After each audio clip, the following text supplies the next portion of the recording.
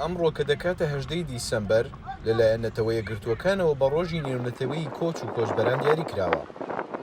لەم چەند ساڵی ڕابردوودا بەهۆی جەنگی چەند ساڵەی داعش لە عێراق و سووریادا ملیۆنان هاوڵاتی عێراقی و سووری خاکەکەیان جێهێشت و ناچارکران کۆچ بکەن.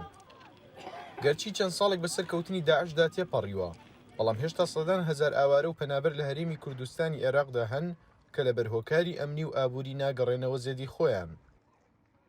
لە یەکێک لە گەڕەکە هەژارنشینەکانی شاری سلێمانیدا کە بەشێک لە کۆچبەرانی تێدا کۆبووەتەوە سەردانی خێزانی شاهینمان کردووە. ئەوان خێزانێکی قامیشلۆن لە سووریا و لە ئێستا دانیشتەجێی سلێمانین.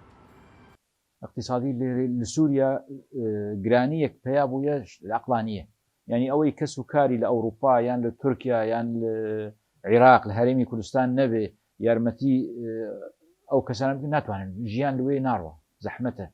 آخر گرانبەهاییەک زێدەیە، یعنی مەصرفکێن بووە زێدە بووە، یعنی بەرێ مەسەلەن مالک یەک بشغڵیا بەسیوی هەیڤێ گشید کرد ئانا نەولوی، يعني تهيفي قشي بشغل تيرات ناك ودبي خانيته هبو ودبي مستقبل زحمت بوي بشكي واستقرار تنا استقرار كينه لەگەڵ ئەوەی کۆچبەران باز لەوە دەکەن کە هێشتا زێدی خۆیان ئاوادان نەبووەتەوە و ناتوانن لەوێدا بەردەوامی بە ژیان بدەن، باز لەوەش دەکەن کە هاوکاری ڕێکخرا و ناوەندەکان بۆیان کەمی کردووە و وەکو جاران ئاوەڕیان لێ نادرێتەوە.